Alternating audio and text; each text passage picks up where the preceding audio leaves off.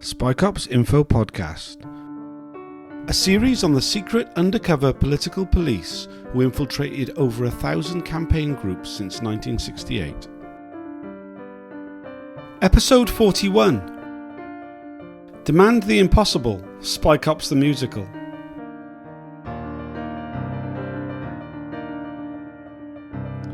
Welcome to the Spycops Info Podcast. My name's Tom Fowler and I'm joined with Chris Bryan from the Undercover Research Group, but also helping with this show a little bit, as Tom has, as an activist advisor. Rhiannon, I'm from Commonwealth and we're a political site-specific theatre company based in Wales and England. I'm Hasina, I'm an artist and a performer on the show. I'm Bianca, I'm also a performer and artist on the show. And I'm Saul, also a performer and artist on the show. Slightly different episode today. Instead of talking to people who have been infiltrated, we're sitting down with people from the Demand the Impossible theatre production, which has been dubbed Spycops the Musical by a lot of activists, which I don't know how you feel about that. I'm slightly offended by that. But I think it's like it's meant in an endearing way. It is. Yeah. It is. What brought you to do this piece and how you feel about the content? It all began with a conversation with Tom Fowler about 2 years ago. 4, I think, wasn't it? 4, bloody hell. Yeah. Time flies. And Tom phoned me. It was just before Christmas. And he was like, who the hell are these theatre people trying to make a show? It's awful. It's disgusting. They're trying to make a show from the perspective of the police, blah, blah, blah. Like he was kicking off at me on the phone. And I was like, Tom, I do not know who you're on about or who these people are. And then, I guess I just threw an invitation out to him and it was like, what if we made a show together about it in the way that you want to tell this story? A story that is about shining a light on what happened, but also that is of use to the movement or of use to kind of people, everyday people and activists who are standing against this. What if we told it a different story? So that was the kind of seed for it. And then for me, I've been friends with you guys for a long time. Chris, I've known you for, I don't even know how long, 20 years. Like and I've been in and around activism in Bristol and in Cardiff. I remember actually coming to a Cardiff Anarchist Network meeting many years ago when we were squatting actually for a couple of weeks in a vet. Couldn't squat in Cardiff in those days. But been in and around activism and politics. And then as a political theatre company, we really wanted to make a piece that really spoke to the times we were living in right now. And it felt really, I don't know, really poignant to be making a show at the same time as the policing inquiry, just to raise it a little bit, to raise the conversation. I think I gave you a really impossible task right at the beginning. The first thing I think I said was I fucking hate theatre. That's really funny because I really hate theatre as well.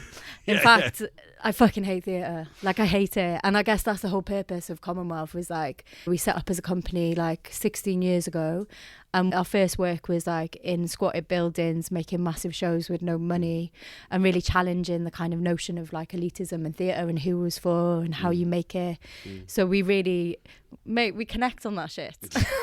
I think for me, I've always wanted to work with Commonwealth Theatre because I like what they stand for, just generally. And in a similar vein of like, theatre can feel quite elitist. It can be quite, there's a certain way of doing theatre. And I think I'm excited by working on shows and productions that are tackling social, political issues of the time that are really topical, but also giving a lot of voice to issues that aren't in the mainstream or kind of hidden. So I guess my own journey or trajectory into the arts is also coming from a place of how the arts can be a tool for social change.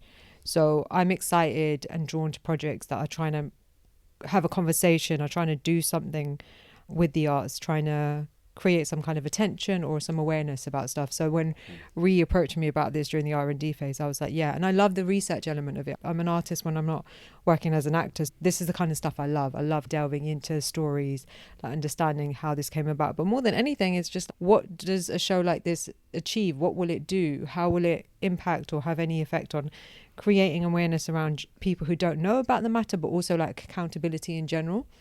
So that's my personal attraction to it.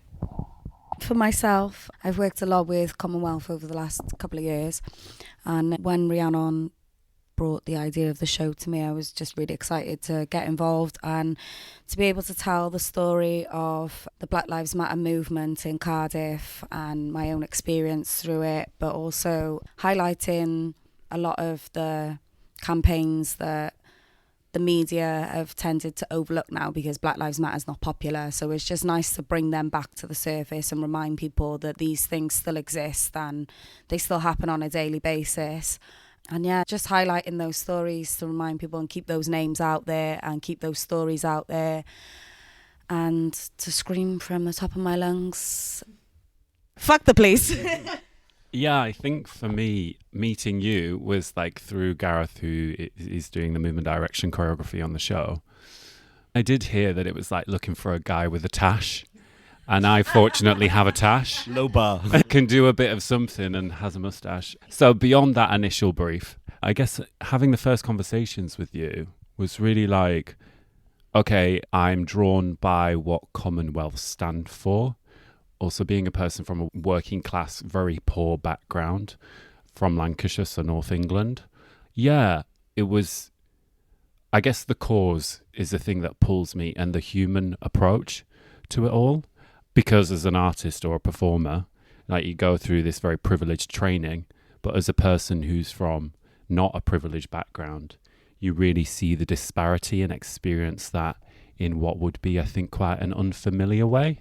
So I think having that opportunity to almost exist in an elitist world within a context that is so against that or is working to dismantle it, I think, yeah, was exciting and also massively intimidating, actually, to approach this subject matter feeling naive and like almost unaware of it. It's shit. How do I, like, who am I to step into this role and to almost be the performative platform that people are going to experience, which I still feel now, being more informed by it and having had R&Ds and being somewhat into the production process of it. It's still massively intimidating, hoping that I can do a good enough job, yeah, and speak in a way that feels appropriate and not like overstepping, if that makes sense. Just for context, like the performers that you see in the show, there's a lot of consideration and care in who these people are who are taking on this task of performing back. Like, finding you guys and knowing that you guys would hold it with such attention to detail and such kind of dignity and kind of being the people that you are, getting into the research but also asking yourself the questions that you're asking yourself is the reason why you're making the show with us. So I just wanted to flag that, and also to give more context about the show. So the show is called Demand the Impossible, and within the show, it's staged as a punk gig, and we explore 3 different campaign movements. So the characters don't have character names. Sol is called the Blacklisted, Bianca is called the BLM activist, and Asina is called the environmental activist.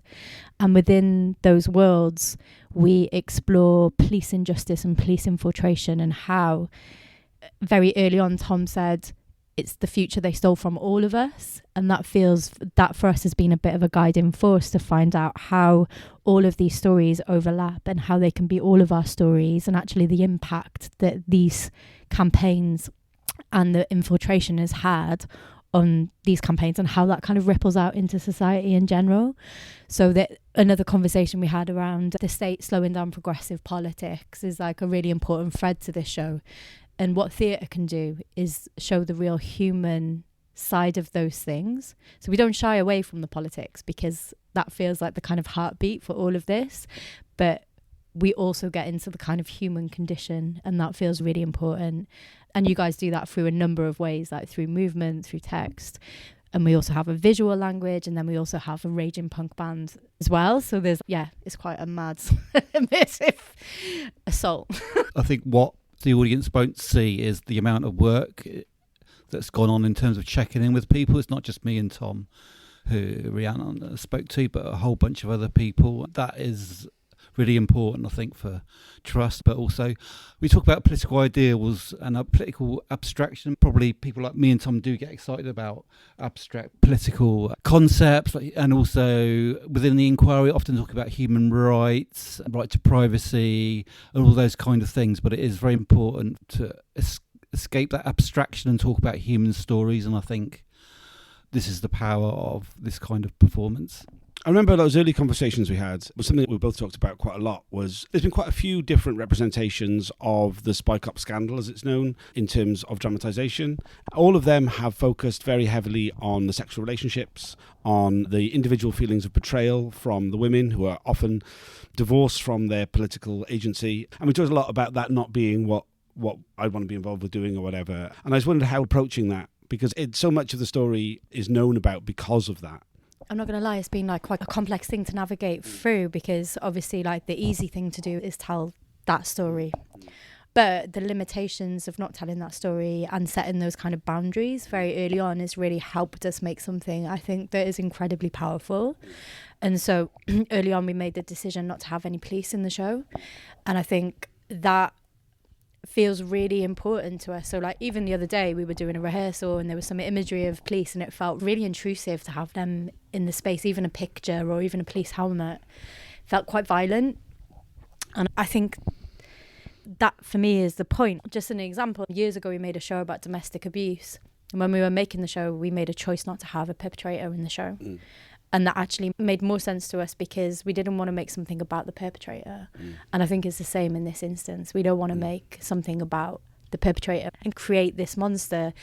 In the show, the monster is the state. And we show that through this surveillance world. The atmosphere is as far as we go with the state. And then in terms of the activism, like it felt really important, especially now, like over the years we've been making the show, like the world has shifted mad, and just like the right to protest, all of those things are under threat or completely at threat. And then making a show as all of that is unfolding and actually get into the purpose of activism. Like it's not about, I've seen so many political shows that are about activism that are just window dressed with activism.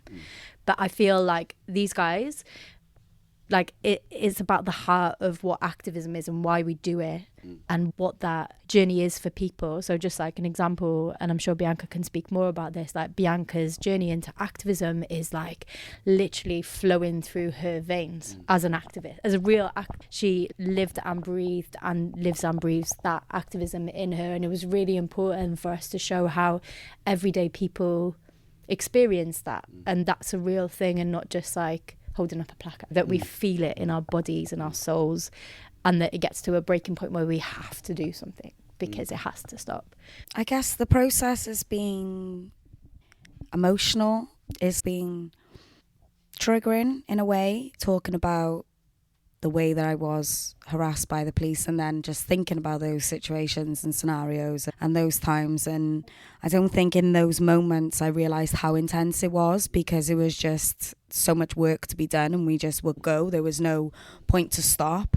But at the same time as being extremely emotional and triggering, I think it's definitely helping me process everything that happened. I love being creative, I love being an artist and a performer, so yeah, having those two things hand in hand, and it's a process. But yeah, just as a bit of background for like how BLM became, I experienced domestic violence and I attended the first protest with my mum. I think it was like a year after everything I went through, or just over a year. And it was for George Floyd outside the castle, and there was only a small people in attendance, like maybe 100 people. And it was organised by these young girls from Cardiff Uni. They were like 19, 20-year-old girls. And my mum spoke on the microphone, and I was listening to my mum talk, and I really wanted to get up and say something. I just didn't know what to say. I wasn't confident enough to do that at that time. I wasn't able to walk down the street without looking up, unless it was to look in a car, make sure it wasn't my abuser or whatever. So yeah, I was definitely like a shell of myself. I wasn't who I was.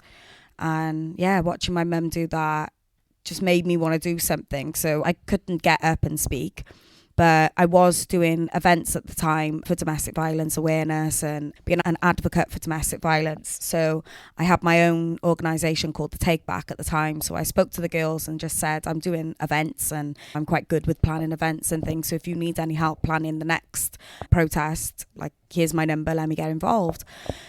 So I got involved, and then the second protest, which was at Butte Park, the attendance ended up being like at the beginning it was like 30 people, and then 50, and then like 200, and the girls were getting a bit like anxious. And then in the end it was like 4,000 people, and they were like, what the fuck, this is a lot, I can't do this.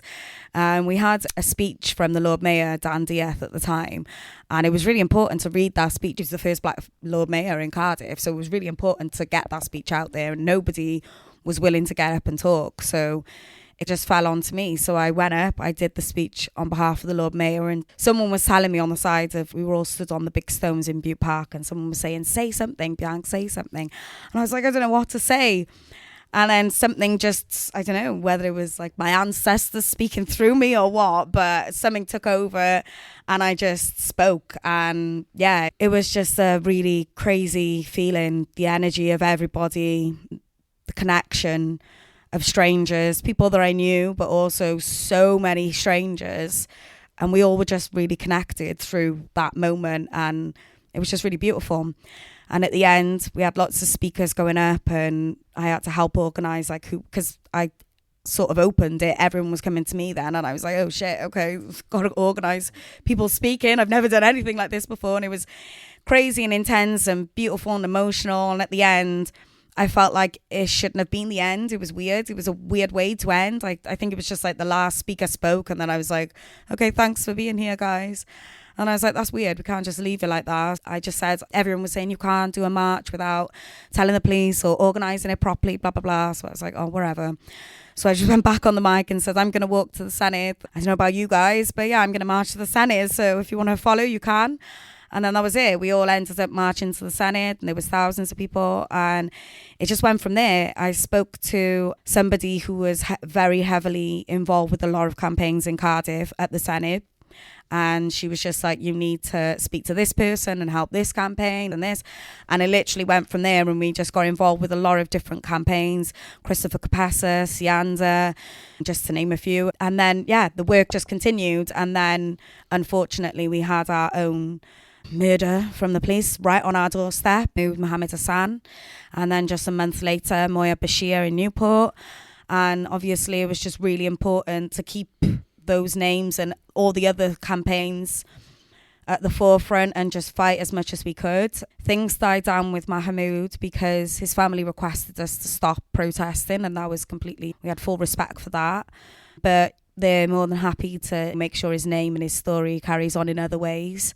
So yeah, I'm just doing what I can without being on the front line because it was intense and it was a lot. I call myself an activist every day, but a reactionary activist, because if something happens in the neighbourhood, I'm there and I'll be the first one to create a protest or a campaign or wherever it needs to be.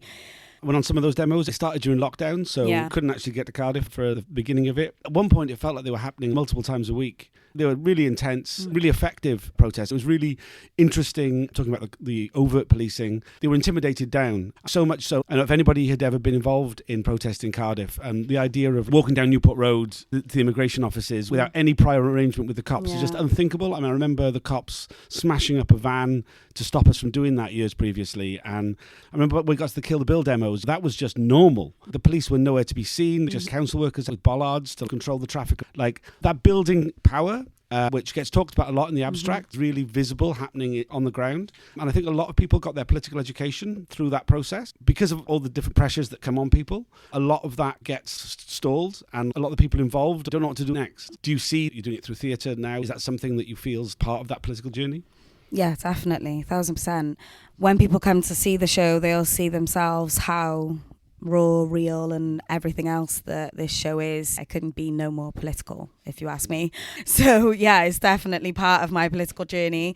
It was extremely intense at the height of the movement for Black Lives Matter when I was involved. So I guess I just needed to find other ways to continue being a political activist in other ways, and it felt really natural for this to be another way because I am a creative, and it just felt like a natural transition from being right on the front line to being an activist in another way. Yeah, I guess, like you said, a lot of people got their political education through everything that we were doing, and myself included. Before Black Lives Matter, I don't think I knew anything to do with politics. I grew up on a council estate, many council estates, and just grew up as like sort of a street kid. I was just out on the streets and smoking weed with my friends, and I didn't really, those things weren't in my social circle. I guess my mum and my sister were very much more educated on politics and things like that, but I guess it was the circles that they kept themselves as well. And I was just quite rebellious. I didn't really want to know about things like that, because in my own sort of social circle, there was a lot of shit happening that we had to deal with that was on a high scale for us at that time. Yeah, Black Lives Matter definitely gave me and put me through like my political education, and to the point that I'm still learning, and the process of Demand the Impossible has taught me so much, as in terms of the Spycops story and things. I didn't know anything like that. I didn't know about the blacklisted workers. I didn't know anything. So all of these stories, yeah, they're educating me as I'm going. So yeah, I just want to continue on that political education and just take it where it takes me, basically, and see what happens. The show is very much about us, the protesters, the activists, rather than the inquiry, the bureaucracy. And I think for those of us who've been involved in the inquiry for so long, you almost not forget completely, but what it's like to be the togetherness, the solidarity you feel on demos when you're so heavily involved with those things on a day-to-day basis. And I think, I'm just speaking personally, for me, I almost forgot that. And when I have been to rehearsals to see what's going on, oh yeah, that's what I actually used to do. I've almost transferred myself into this person who interacts with this large bureaucracy and does research around those issues, rather than part of my brain's divorced itself from that stuff. So it's just to be good to be reminded by that in the show, I think. And Bianca's touched on it as well. And it's also really important to memorialise what's happened in the past. So I was speaking to an activist who's 20 years younger than me, I think, and I was discussing the movement in Cardiff, or part of the movement in Cardiff, and she was saying those people don't have the experience that you had of, for instance, creating autonomous spaces in squats, self-organising, and a lot of the experience that they have had has been more in NGO kind of arenas, and hence there's been a lot more bureaucracy. I can't say that. Thank you, Tom. Of activism in that sense, and they're just very hesitant to act without a whole load of health and safety and process. Yeah, and that memory is starting to fade, and I think just in general it's very important to remind people of all these things that have happened. I think also that came up quite a lot. So the show is built on interviews with activists, actually like from across decades, but very much your friends that we interviewed, Tom and Chris. There was also this conversation around the kind of knowledge exchange that kind of dropped off after the undercovers come out, and the importance of that knowledge transferring to other activists. And just when Bianca was speaking just then, and you, Tom, like reminding us around that protest that was outside the Home Office in Cardiff, I hadn't seen that since. Do you remember Reclaim the Streets that happened? Yeah. Yeah, the smashed van. Yeah, I was there for that, and I remember that it was so that felt like a real peak moment in Cardiff. And then the other peak moment for me also was the Home Office thing with the BLM protests, and how interesting that there's this gap, but also protests will prevail, and there's new tactics, new skills, new energy that comes from people just saying, no, we're going to do it. We're just going to do it. We're going to close the road today. That's going to happen. Do you know what I mean? Very interesting.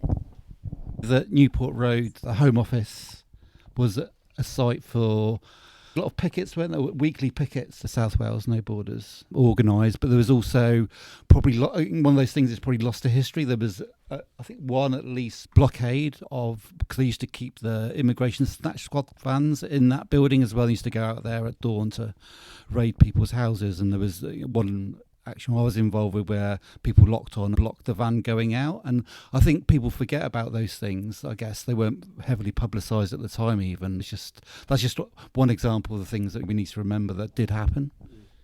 A really big role of the infiltrations was around destroying institutional memory.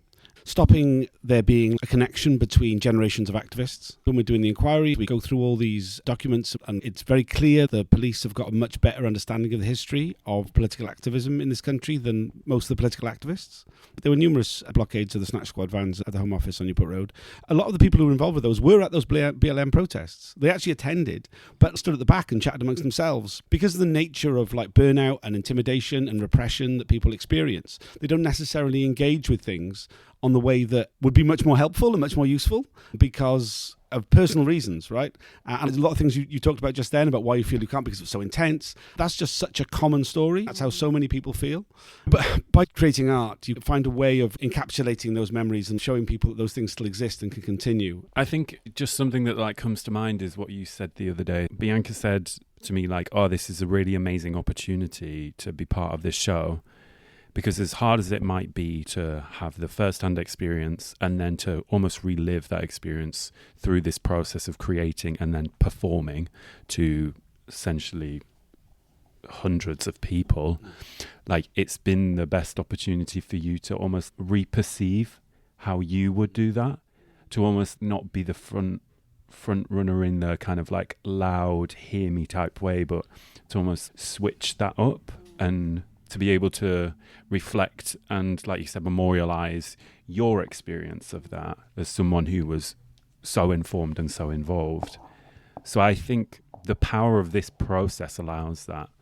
And I think ultimately that it is by having a team of people and a show that's so heavily informed, the show meets and listens to everyone, no matter of your education with the particular topic. It's the human addressing of this that I think that will be received.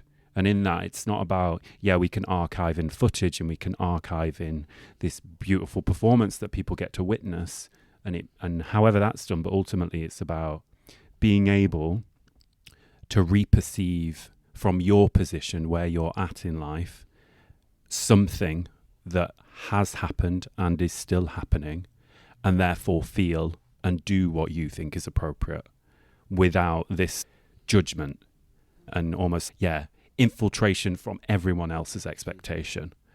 So I think that's the power of this show and the way that it can, benefit kind of people and the cause. I think one thing about the show is that it hopefully speaks to a variety of audiences. I'd like to think that what it's going to offer is a level of accessibility and digestibility. Like activism in the way we see it today is quite a big word and it's quite a big thing. And if you reflect on the last decade, post-Brexit, like George Floyd, COVID, Gaza, like so much of what we're seeing, the rise of the far right, a lot of people also don't know how to be activists. And what is activism? There is also an elitism to that as well. Like Extension Rebellion feel very different to Pal Action. Or like the different groups that exist. And these groups don't necessarily engage with one another because the reality is we as humans, we as society are all different. And some people are intrinsically born being political just by way of your race, by way of your religion. So I'd like to believe that what the show will do is hopefully create a sense of awareness and an ability to connect to some of the stories. Like I'm the environmental activist. I work for an NGO that's a climate charity alongside the work that I do. I can totally see the communities that we work with, they're not having these conversations about sustainability or climate change, etc. Like how they're more concerned about, oh, there's a drought, I can't grow this food and therefore I can't eat and feed my kids. Whereas environmental activists might be approaching stuff from a very policy, kind of bureaucratic, government heavy perspective. Whereas I'd like to think Commonwealth, like, and correct me if I'm wrong, Ree, but one of your aims is also to reach people who are not necessarily typical theatre audiences. It's also about trying to reach the everyday person to be able to see themselves in the blacklisted person, to see themselves in the BLM activist. I think that's one of the reasons why I was excited to be part of this project, because I'm part of that art world, but I like to dip my foot in and out because the reality is the people, it's community organising that has more of an impact, it's community organising that has power. And this is why what we see with undercover policing or state control, the same social agents of control that are supposed to be there to protect you, they're not. they're there to serve an agenda, and often policing came about from a place of protecting property, and owners of property are the wealthy. So I think what we're living through right now, and you see the police's reaction and surveillance and criminalization of people supporting PAL action in comparison to seeing the response of the far right march that happened, where you've got aggressive demonstrators coming out and attacking the police and vans, and yet that stuff isn't documented. Why is that choice made? What is your agenda? Do you know what I mean? So I think I'd like to believe that Demand the Impossible is trying to offer people an opportunity to connect to a conversation that feels easier to be able to relate to than, I don't know, watching the news or being like, I don't know how to connect to this. This is for educated people, or this is for people who know what this is about. And actually it's not. Activism is for the everyday person, because we're activists in just turning up to a march, or like choosing to try and just pay your bills or feed your kids. There's a level of activism in every single day activity. It doesn't have to be big. Yeah, I think that's our, like, Commonwealth's whole purpose for existing. Like, if I was going to talk about Commonwealth's activism, I would say it's in our name, right? It's a play on words. Common is in poor, and wealth, all the knowledge and experience that comes from being poor or in common. And where we're based in Cardiff, we're based on the council estate that I grew up in. Actually, like a couple of days ago, the council estate had its first reform councillor elected. It's the first in Cardiff. So just the context that we find ourselves in now as a political theatre company making work for working class communities, in a community now that is voting for that, is very interesting. And I think for us, like, our purpose of existing as a company is to make work that really speaks to people that wouldn't engage with the whatever the arts cultural sector looks like, because it's really hard to find yourself in that sector because it's so elite. And I would say that 80% of the work that we do is on bringing our audience in, and those audiences will have a multitude of political beliefs. And I think the kind of purpose for us is to bring them into the fold and connect with them through this human kind of storytelling from you guys that really speaks to the human condition and the emotions, and also the working class communities and the community that we're based in. They have their own stories of police injustice. Like, literally, I can sit in a room in my sister's kitchen and every single person around that table will have a fucking complex, horrific story to tell about police injustice. And it's all the fucking same. It's all so interconnected. They just might not have the language of activists and activism, but it's all coming from the same place. So I think a massive part of the show is like that, not to be cheesy or sentimental, but it's like that thing of what have all of these things got in common that connect us, and how can we challenge some of the kind of rising of that far right sentiment within this process as well, because I do think that possibly some people will come with those views to the show, and that for us is where social change happens, where you can challenge some of those feelings or get a bit factual with people and make them feel something else and make them connect. This is about connection. And hopefully also, because we've got a live punk band that are playing, it also comes from music and gathering and fun as well. And hopefully the show can provide some of that space for people to connect in that way. Anything about the play you'd like to leave people with? What you hope to get out of it? I think rather than thinking what they can come away with, just come and attend, come and see it. It's going to be exciting. It's going to be an assault on the senses. It's going to be fun. It's going to be bouncy. Yeah, you're just going to have a really great time. It's an immersive experience. It's not traditional theatre. So it's part gig, it's part visual art, it's part like storytelling. It's a lot crammed into one. So yeah, it's going to be exciting. Yeah, for me, I would just say come and see it. But I would also say I just hope people go away and look into these things that we're talking about and educate themselves if they didn't know about them before, and see what they can do to push these stories forward and go deeper, find out what's going on in your communities and see what you can do and get involved with to create change. Because, yeah, it's all well and good acknowledging it all. If you're not doing something, it's not enough. So, yeah, educate yourself and do something. I think simply I would want for people to firstly experience, and then to know that they've got a choice from the moment the show's done. And that choice is theirs to make. and hopefully the show gives space for people to feel like they're empowered in their choice. Thanks for joining us. The show's on from the 6th to the 13th of October at the Corn Exchange in Newport. Come on down. All the links to the show will be in the show notes. Please give us a 5-star review on whatever podcast platform you listen to. You can find all the previous episodes and more information at spycops.info. Thanks for listening.